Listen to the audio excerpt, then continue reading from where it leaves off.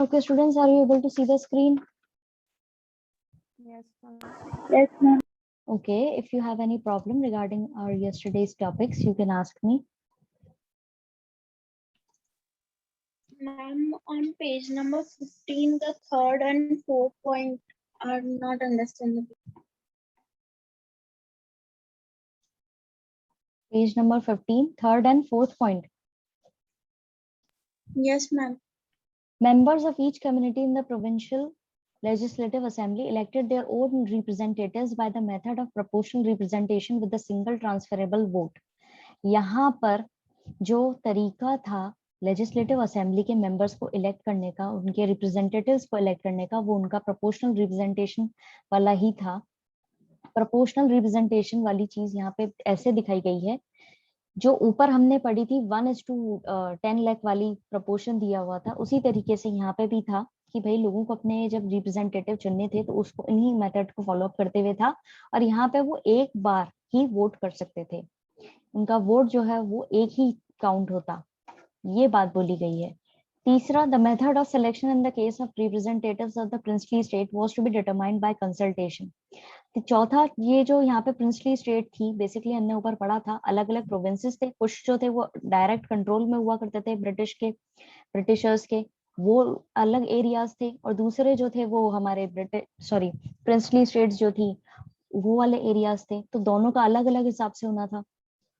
तो यहाँ पे कंसल्टेशन होना बाकी था, जो प्रिंसली स्टेट के अंदर कैसे उनको अपने रिप्रेजेंटेटिव चुनने हैं उसके बारे में इन्होंने डिस्क्राइब नहीं किया है, उनके उसके बारे में सिंपली ये बोला गया है कि वहां के रिप्रेजेंटेटिव्स जो थे उनको बेसिकली बातचीत करके उसका हल निकालना किया गया था, उसका हल जो उस कंसल्टेशन से किया गया था, वहां पे कोई पर्टिकुलर मेथड जो है वो अप्लाई नहीं किया गया था।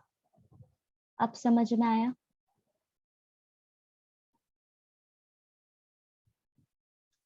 ये वाला जो पॉइंट है आपका फर्स्ट वाला, इसमें आपके यहाँ पे दे रखा है कि ब्रिटिश रूल के अंडर जो आ रहे थे वहां पे 1:10 लाख वाली चीज देखी गई थी, वहां से 292 मेंबर थे, जबकि जो प्रिंसली स्टेट्स थे वहां पे मिनिमम 93 सीट्स ही अलॉट की गई थी निकालने के लिए, वहां का प्रोसीजर जो है वो नहीं बताया गया था।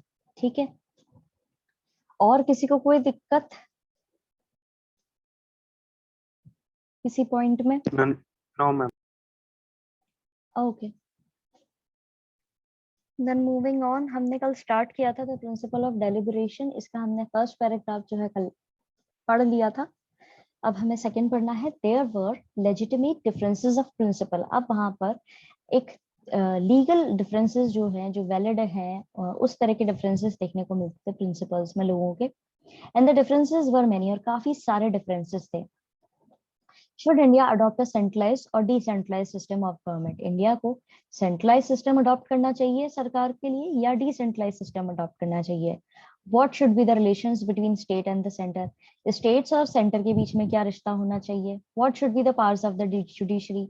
जुडिशरी की क्या पावर्स होनी चाहिए? Should the constitution protect property rights? क्या कॉन्स्टिट्यूशन को प्रॉपर्टी राइट्स जो है वो भी प्रोटेक्ट करने वाली चीज क्लॉज जो है वो डालना चाहिए? Almost every issue that lies at the foundation of a modern state was discussed with great sophistication.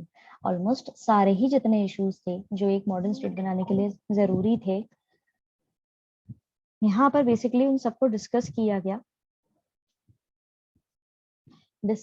गया पूरे सोफिस्टिकेशन के साथ में, पूरी एक उन्होंने प्रॉपर प्रोसीजर के साथ में उसको डिस्कस किया, कोई पॉइंट छोड़ा नहीं है। Only one provision of the constitution was passed without virtually any debate. सिर्फ एक प्रोविजन जो है वो पास किया गया था संविधान को लेकर के, जिसपे कोई बहस नहीं हुई थी, कोई डिबेट नहीं हुआ था। The introduction of universal suffrage, एक इंट्रोडक्शन जो था यूनिवर्सल सफरेज का, कि 18 साल और 18 साल से बड़े जो भी लोग होंगे उनको वोट करने का अधिकार दिया जाएगा, meaning that all citizens reaching a certain age would be entitled to be voters irrespective of religion, caste, education, gender or income. भले वो किसी भी रिलीजन के हों, कास्ट के हों, एजुकेशन उनकी कितनी भी रही हो, किसी भी जेंडर के हों या कितनी भी उनकी इनकम हो, उन सबको एक हक दिया जाएगा वोट करने का। ये होता है universal suffrage. So while the members felt no need at all to discuss the issue of who should have the right to vote, every other matter was seriously discussed and debated. अब क्योंकि इस चीज पे, universal suffrage वाली चीज पे कोई वाद विवाद नहीं हुआ, क्योंकि लोगों को नहीं लगा कि ये कोई इशू है जिसपे ये डिस्कशन किया जाए कि भाई किसको वोट करने का अधिकार है, किसको नहीं है, बाकी चीजों को लेकर के इन्होंने काफी सीरियसली डिस्कशन किए और डिबेट किए।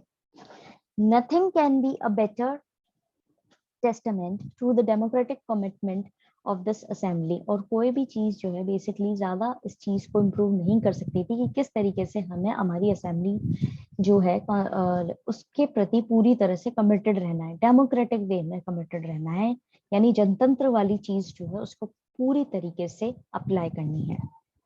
इस पैराग्राफ के अंदर किसी को कोई दिक्कत तो आप लोग पूछ सकते हैं।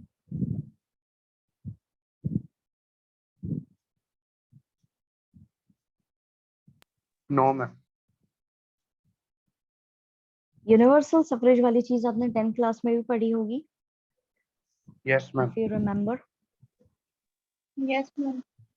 ठीक है, अब आते हैं आगे। The constitution drew its authority from the fact that members of the constituent assembly in what one might call public reason, sorry, members of the constituent assembly engage in one what might call public reason। अब जो हमारा constitution है उसको अधिकार ऐसे मिला है कि यहाँ पे जितने भी मेंबर्स है कॉन्स्टिट्यूंट असेंबली के, उनको बेसिकली हम बोल सकते हैं कि उन्होंने काम किसके लिए किया है, पब्लिक के लिए किया है। तो किस चीज को लेकर के वो इंगेज है, पब्लिक रीजन को लेकर के वो इंगेज है। The members of the assembly placed a great emphasis on discussion and reasoned argument। अब जितने भी यहाँ पे कॉन्स्टिट्यूएंट असेंबली के मेंबर्स थे वो बेसिकली ज्यादा ध्यान दे रहे थे डिस्कशन जो हो रहा था और रीजंस जो निकल के आ रहे थे बहस के उन पर। They did not simply advance their own interest। उन्होंने सिर्फ अपनी इच्छा के अनुसार या अपने इंटरेस्ट के अनुसार काम नहीं किया, but gave principled reasons to other members for their positions। और जो दूसरे मेंबर्स थे उनके भी जो रीजंस थे उनको प्रॉपरली इंपॉर्टेंस देते हुए काम किया है। The very act of giving reasons to other makers you move away from simply a narrow consideration of your own interest, because you have to give reason to others to make them go along with your viewpoint। अब ये एक बहुत ही simple act होता है जिसमें आप अपनी बात को ध्यान दे रहे हैं लेकिन आप सामने वाले की बात को भी ध्यान दे करके आगे बढ़ने की कोशिश कर रहे हैं, और सारे जो रीजंस है उनको प्रॉपर इंपॉर्टेंस देकर के आप अपने व्यू पॉइंट के साथ में डिस्कशन और डिबेट करते हुए इस तरीके से चीजों को हैंडल कर रहे हैं कि सब लोग आपके साथ में लेकर के आगे बढ़े। वो वाली चीज यहाँ पे देखी गई है। The voluminous debates in the Constituent Assembly, where each clause of the Constitution was subjected to scrutiny and debate, is a tribute to public reason as its best। अब यहाँ पर बहुत ज्यादा वॉल्यूमिनस डिबेट हुआ है, एज इन कि कितना हमें क्या करना है क्या नहीं करना है, वो चीज यहाँ पे देखी गई है। और साथ ही साथ ये भी देखा गया है कि किस तरीके से चीजें हैंडल की जाए। ठीक है, इस पर वाद विवाद बहुत ज्यादा हुआ है। हर एक पर्टिकुलर क्लॉज को कॉन्स्टिट्यूशन के अंदर जो भी चीज दी गई है उस पर बहुत ज्यादा ध्यान दिया गया है, उस पर बहुत ज्यादा ध्यान दिया गया है। ठीक है, और उस पर अच्छे से विवाद किया गया। ऐसे नहीं कि किसी भी पर्टिकुलर क्लॉज को उन्होंने छोड़ दिया हो कि अपने हिसाब से सॉल्व हो जाएगा या बाद में देख लेंगे, ऐसी चीज नहीं थी। और यही कारण है कि इन्होंने एक अच्छे तरीके से एक ट्रिब्यूट दिया है पब्लिक रीजन को, अपने अच्छे तरीके से कि भाई हमें पब्लिक की भलाई के लिए काम करना है, कोई भी सेक्शन छूटना नहीं चाहिए। These debates deserved to be memorialized as one of the most significant chapters in the history of constitution making, equal in importance to the French and American revolutions। अब ये जितने भी डिबेट्स हुए हैं उनको अच्छे से याद बना करके इनकी रखनी चाहिए, डिजर्व करते हैं कि इनको हिस्ट्री के चैप्टर्स में जो बेसिकली कॉन्स्टिट्यूशन मेकिंग की चीज है उसके अंदर इंक्लूड किया जाए, क्योंकि ये भी उतने ही इम्पोर्टेंट है जितने की फ्रेंच रेवोल्यूशन और अमेरिकन रेवोल्यूशन को इम्पोर्टेंस मिलती है। क्लियर है? किसी को कोई दिक्कत?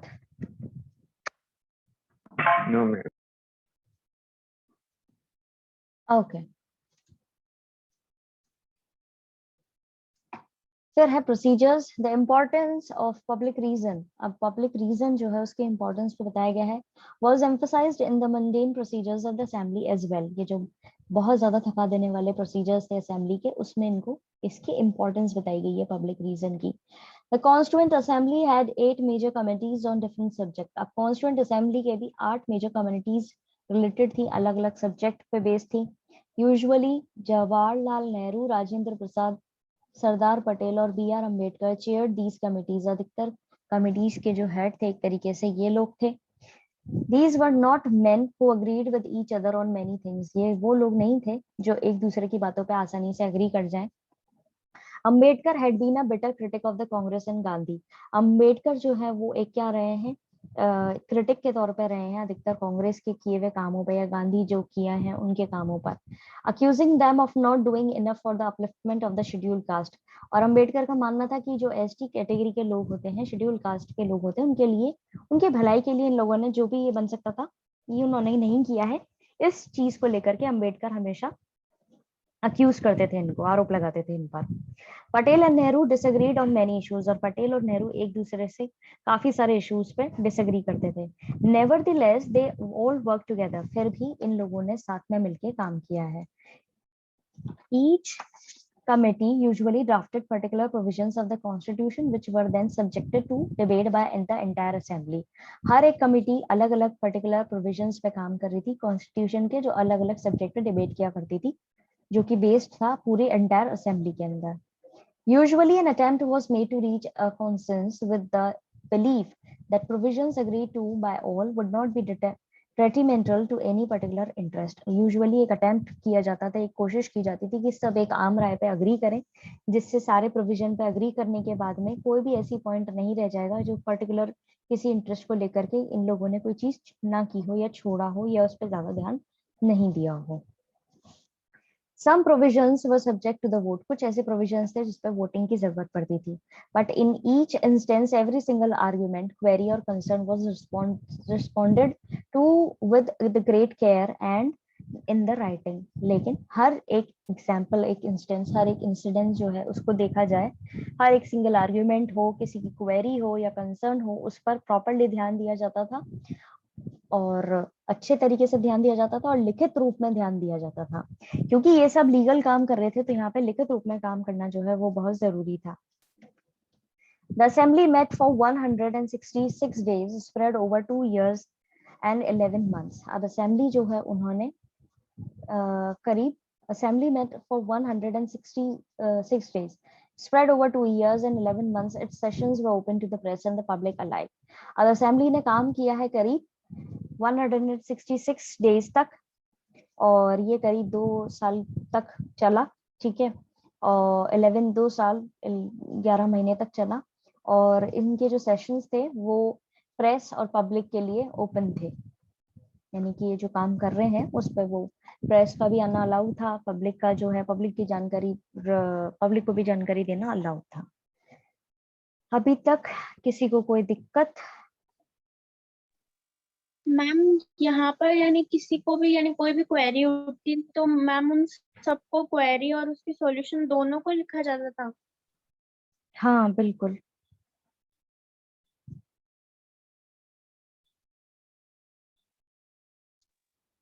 Yes sir.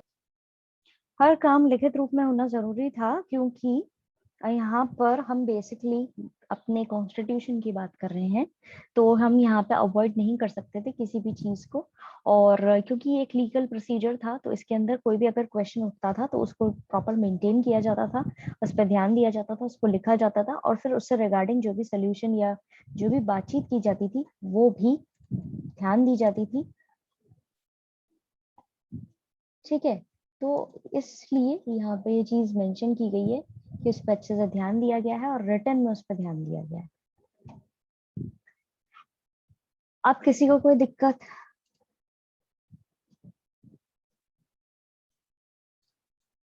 Chitwan Maheshwari.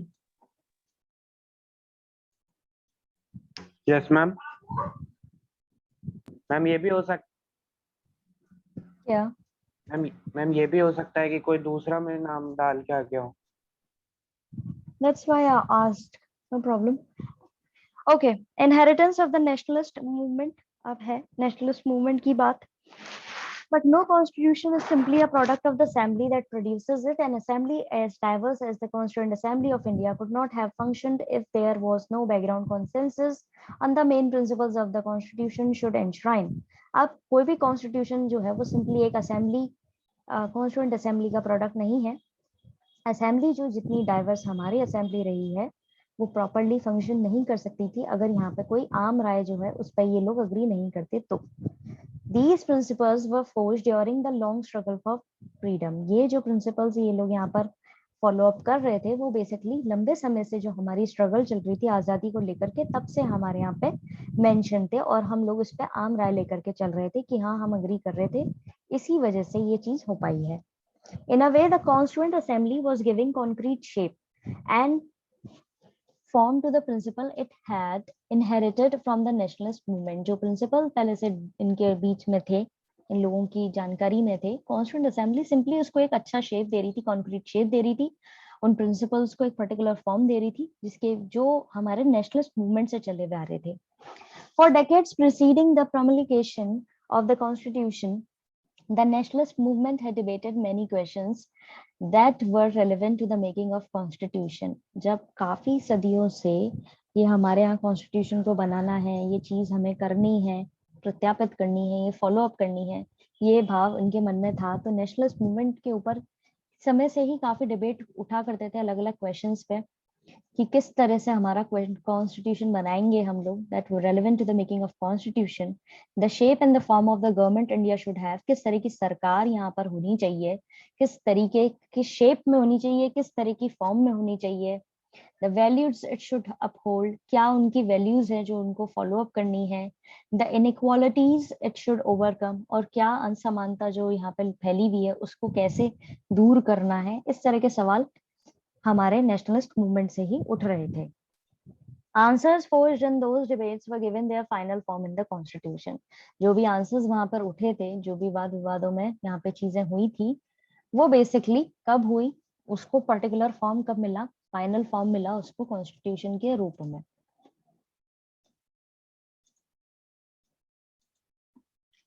Perhaps the best summary of the principles that the nationalist movement brought to the Constituent Assembly is the objective resolution. The resolution that defined the aims of the Assembly moved by Nehru in 1946. अब जो summary दी गई है principles की nationalist movement की, basically वो जो भी उसके अंदर चीजें हुई वो कॉन्स्टिट्यूएंट असेंबली में ऑब्जेक्टिव रेजोल्यूशन के तौर पे दी गई थी। ठीक है, ऑब्जेक्टिव रेजोल्यूशन के तौर पे वहां पे मेंशन किए गए थे कॉन्स्टिट्यूएंट असेंबली के अंदर, और ये नेहरू के द्वारा दी गई थी। The resolution that defined the AIIMS of the assembly, की इस असेंबली के एम क्या है, मूव्ड बाय नेहरू इन 1946। ये चीज आपको याद रखनी है ऑब्जेक्टिव रेजोल्यूशन वाली, कि ये जवाहरलाल नेहरू के द्वारा दी गई थी। He gave this objective resolution and basically he mentioned all the aims of this assembly, that what are the aims of this assembly was given in the name of the objective resolution and they have to follow it. All the principles based on the nationalist movements were mentioned in this particular term. This resolution encapsulated the aspirations and values behind the constitution. इस resolution, objective resolution के अंदर ही जितनी भी इनकी आकांक्षाएं थी या जितनी भी इनकी values थी संविधान को लेकर के, वो सारी included थी. What the previous section termed as substantive provisions of the constitution is inspired by and summed up by the values incorporated in objective resolution. जो इससे पहले वाला टॉपिक था substantive provisions के अंदर जो भी चीजें बताई गई थी वो बेसिकली यहीं से इंस्पायर्ड थी, इस ऑब्जेक्टिव रेजोल्यूशन से ही इंस्पायर्ड थी और यहीं से ली गई थी। Based on this resolution, our constitution gave institutional expression to these fundamental commitments: equality, liberty, democracy, sovereignty and cosmopolitan identity. यहाँ पर सारी चीजें इंक्लूडेड थी, इस रेजोल्यूशन पे बेस्ड थी कि हमारा कॉन्स्टिट्यूशन जो है उसके अंदर कौन कौन से एक्सप्रेशंस को इंपॉर्टेंस दी जाएगी, क्या फंडामेंटल कमिटमेंट्स दिए जाएंगे। तो उसके अंदर आ रहा है इक्वालिटी, लिबर्टी, डेमोक्रेसी, सोवरेनिटी और cosmopolitan identity. Thus our constitution is not merely a maze of rules and procedure. इसीलिए हमारा जो कॉन्स्टिट्यूशन, हमारा संविधान है, वो एक पहेली बनकर के नहीं रह गया है सिर्फ रूल्स और प्रोसीजर्स की, लेकिन but a moral commitment to establish a government that will fulfill the many promises that the nationalist movement held before the people. बल्कि यहाँ पर एक moral commitment है, नैतिक कमिटमेंट है लोगों के साथ में कि हमें यहाँ पे एक ऐसी सरकार एस्टेब्लिश करनी है जो जितने भी वादे किए गए थे नेशनलिस्ट मूवमेंट के दौरान लोगों के द्वारा या लोगों के सामने, वो हमें इस सरकार को एस्टेब्लिश करने में फुलफिल करने हैं। ये चीज यहाँ पे बोली गई थी। किसी को कोई दिक्कत? No ma'am. क्लियर है? Yes, ma'am. Okay, so that's it for today. आज हम इतना ही करेंगे। आप अपनी प्रॉब्लम्स जो हैं इकट्ठी कर लीजिएगा। Collect all of your problems and queries. We'll discuss all of your problems in tomorrow's class. And now I'm going to send you a link for your next class. Okay. Okay ma'am.